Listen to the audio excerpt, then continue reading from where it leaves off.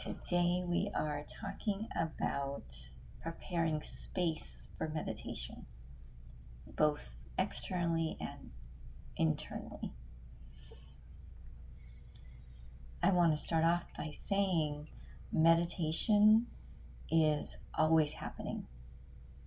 So really, there's nothing that you actually need to do in order to experience meditation, except get out of the way,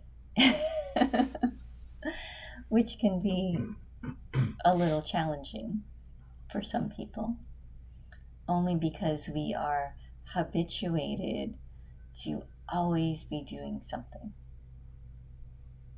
I don't know about you, but I know when I was raised, anytime I was just sitting, just being, invariably somebody would come up to me and say, "What you doing?" And it's like, nothing, just sitting. "Oh, we must be doing something. We have to be doing something." So we're programmed with this idea that we always have to be productive. We always have to be thinking. We always have to be doing and doing and doing. And creating and doing and thinking, those are all fun and useful things. But like everything, it's best done in moderation. Otherwise, we miss this whole other part of existence, this expansive spaciousness that exists within us at all times. We just don't notice it because we're too busy. So in order to help train ourselves, in order to experience more of that, to actually be able to, in the middle of chaos, to be able to just go into that silence, we practice. And one of the ways that we practice is we actually consciously and intentionally create space. We actually prepare a space for our meditation. Now, if you look around your home, you probably already have places prepared for different activities. Like if you're really into food, you probably have a place where you sit and eat.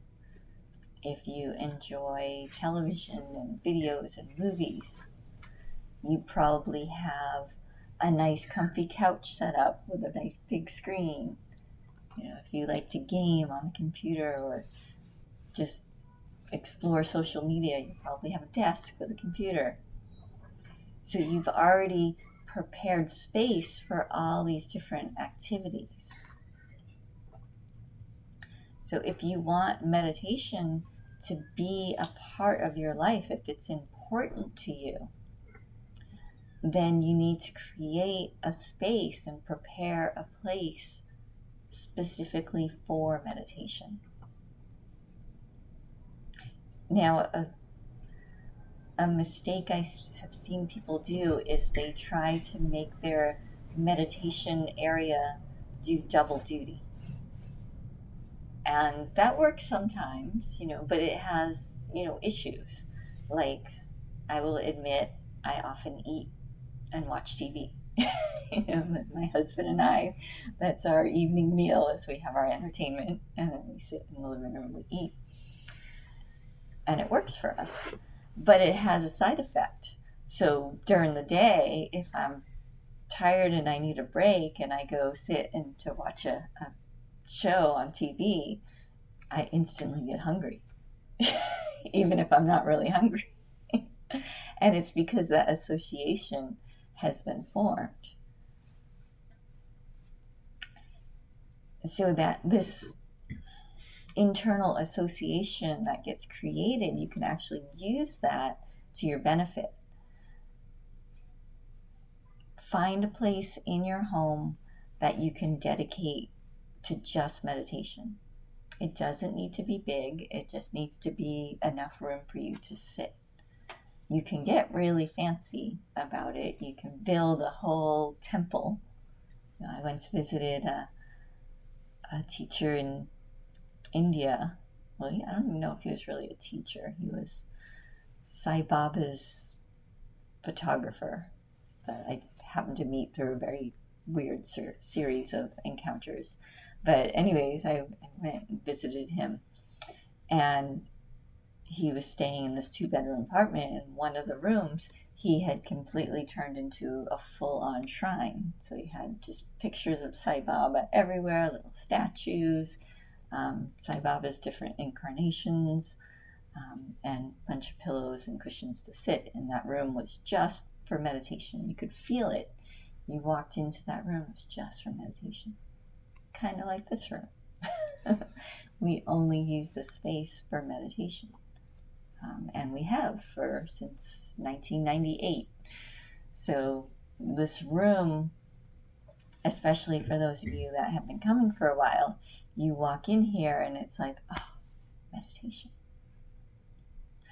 So you can create that in your own home. So if you're here, when you get home, go and kind of scope out your house and look for, one of the suggestions I often give is look for the dusty corner, because that means you're not using it for anything else. That means there's not a whole lot of other energy in that space to clear out. And then you want to actually go about preparing it.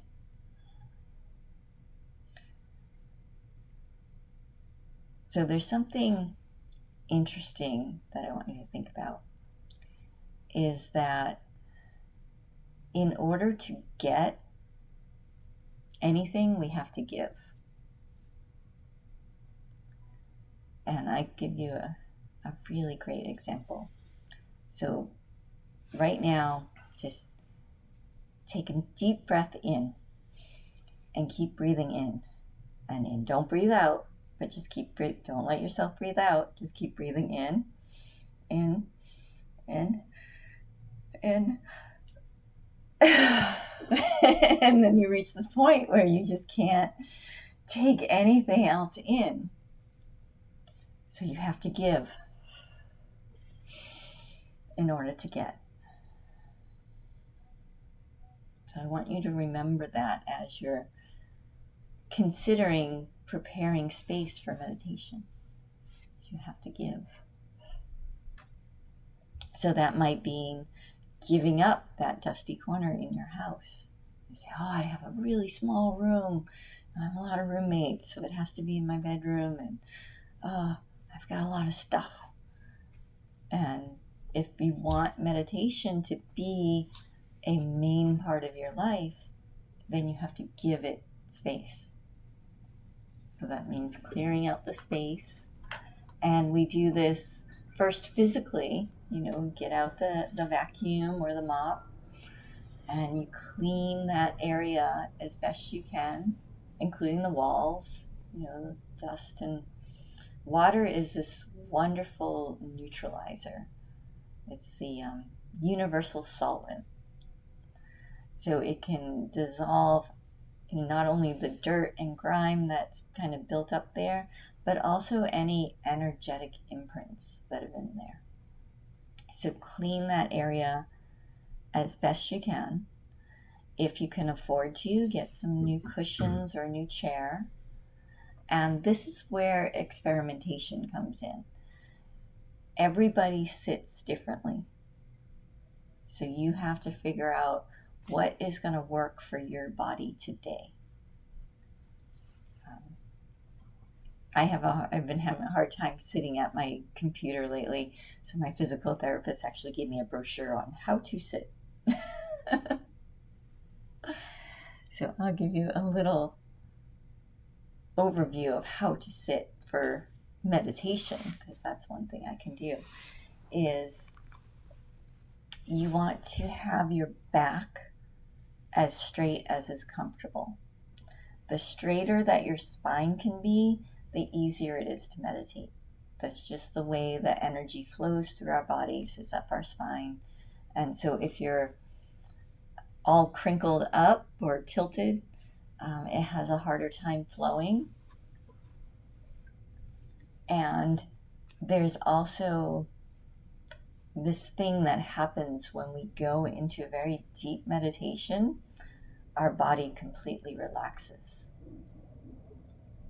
So if your spine is straight and you're well balanced, so meaning that you have 3 main points of contact. So there's your sit bones is one contact, and then your legs, if you're sitting on the floor. Well, even if you're sitting in a chair, in that case, it would be your feet. These 3 points of contact, along with a straight spine, create balance. And when you fully relax, the shoulders drop, all the muscles in your body completely soften.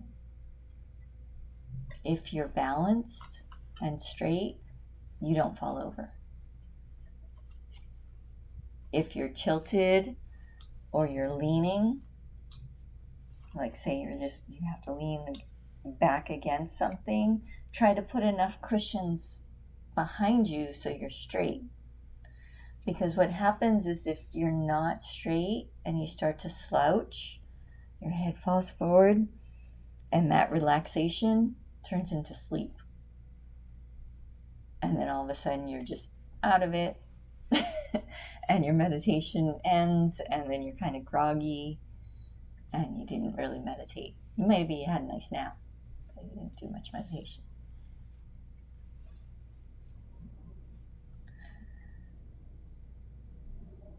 So give yourself permission to play with creating those points of contact. Sometimes my hip backs up and I need to stuff pillows underneath one leg and give it some extra support.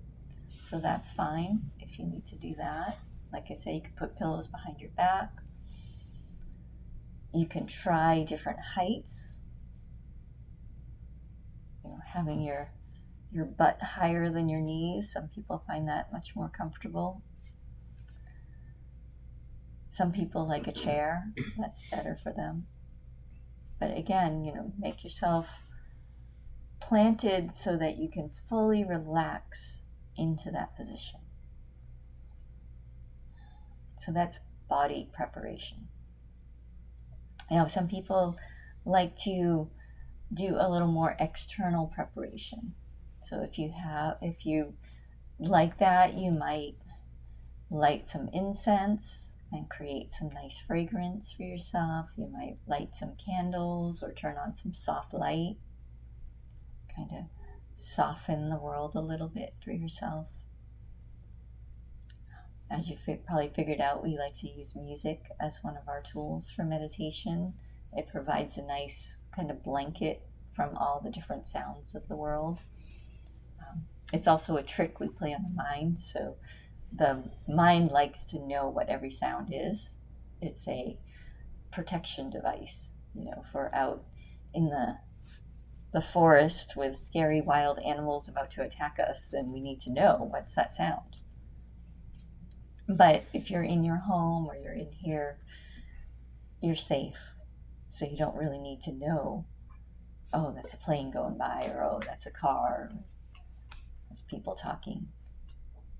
Instead, you can put on music and just tell your brain all the different sounds that I hear are just part of the music. I don't need to concern myself with that, and I can just let go into that silence. So create a nice ambiance for yourself. You might like to have a nice picture of a Buddha or a statue, something to focus and concentrate on. Just be careful of using pictures of people. Only use people who you know for a fact are fully enlightened, because otherwise you enter into their thoughts and their feelings, and you have enough of your own to deal with.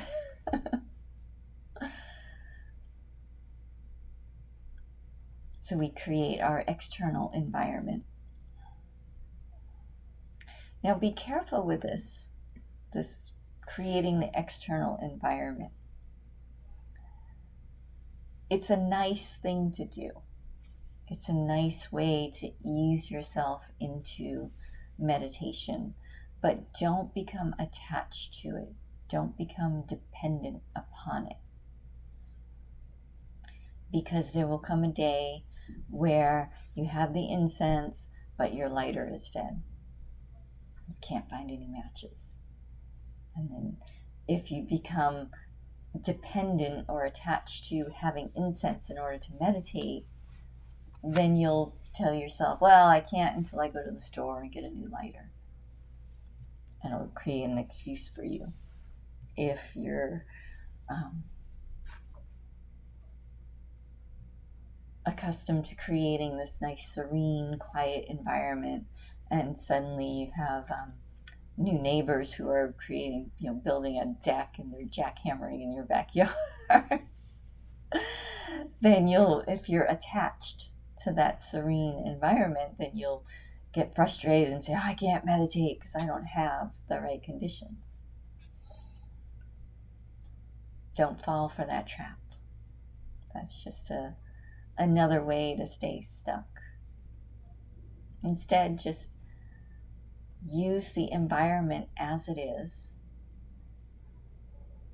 But of course, like everything in life, if you have the option to create beauty, of course do it. You always need more beauty. So that's creating the external environment. Now I want to just talk a couple minutes about creating and preparing the internal space.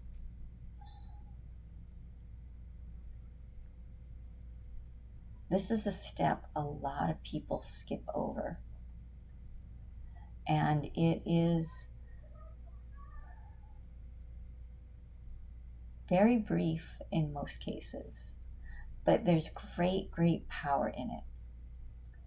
And it is the moment that you decide to meditate.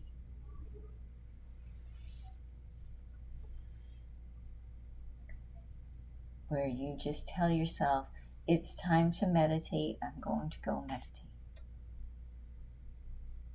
And that internal decision needs to be final. A lot of people, especially when they're just starting off, even when they've been practicing for 20 years, I've seen it. People get wishy-washy. They're like, oh, I'm going to go try to meditate. See if that helps. I'm like in a lot of pain right now. I'm really confused right now. I'm really stressed out. So I'm going to go try and meditate. And no. In most cases, you probably won't be successful. But if you make the decision with finality and intention and say, I'm going to meditate, everything else can wait. And this is where setting a timer or using music really comes in handy. Because you tell yourself, I'm going to meditate for 20 minutes. My phone can wait. If somebody knocks on my door, they can wait. They can come back. The stories in my head of all the things that I need to do, that can wait. The little hunger pain for lunch, that can wait. So all of that comes with this very simple decision, this determination, this intent of I am going to meditate now for this long. So don't skip that internal preparation step, because it really does give you permission to put everything else on hold and just experience yourself as you are right now.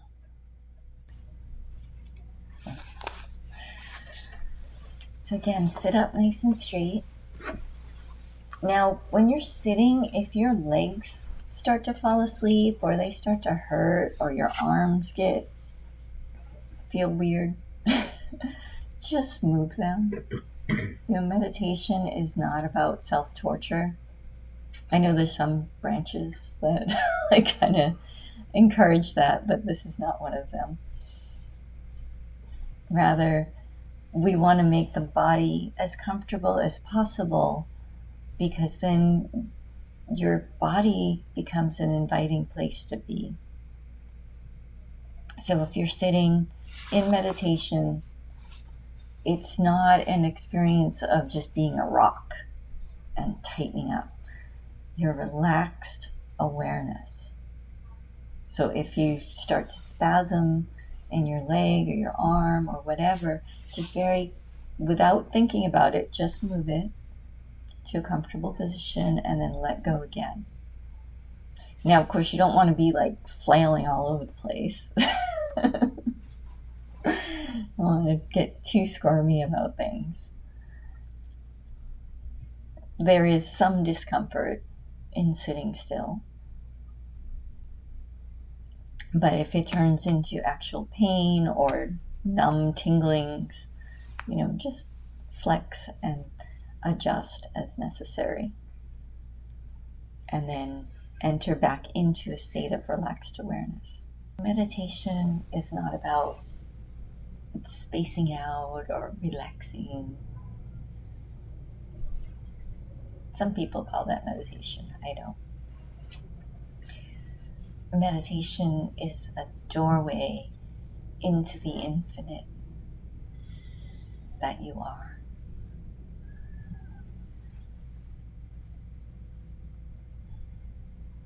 And it's always here. Always. No matter what drama you're experiencing, no matter what sensations you're having, there is this blessed and joyous expansion going on.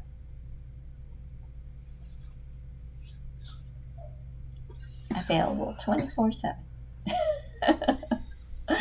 And of course, a lot of humor. Make sure you have a good sense of humor if you're going to walk this path. So try to remember that in order to get, you have to first give. Remember that exercise of inhale, taking in the breath. Inhale, inhale, inhale. And then you can't take any more in until you give, until you exhale. And this is true in everything. If you want the expansiveness of meditation, then you have to give your closed offness.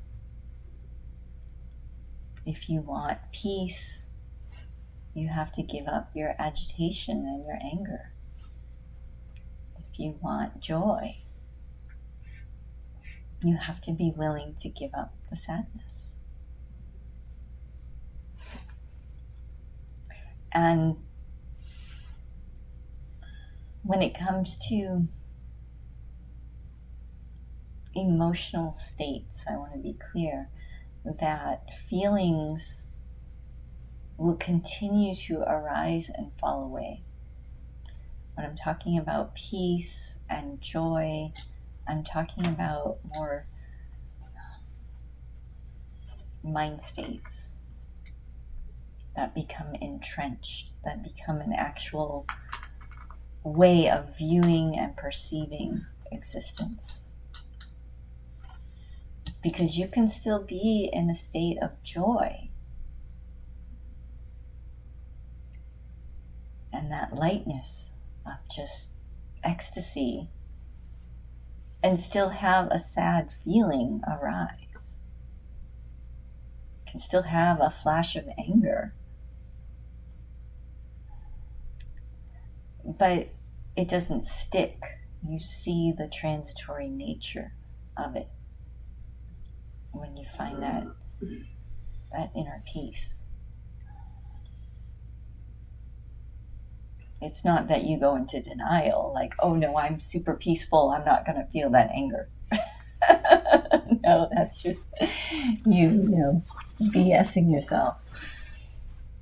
Instead, you recognize that, oh, flash of anger, how interesting. What's this about? Where did this come from? And then the more you practice mindfulness, the more you pay attention to your mind, the faster you'll be able to track it and say, oh, I got angry because I wanted things to go this way and they didn't. And then now you have something that's workable instead of just being angry because that person didn't do what you wanted them to do, didn't do what you expected them to do. But we'll talk about mindfulness more another time.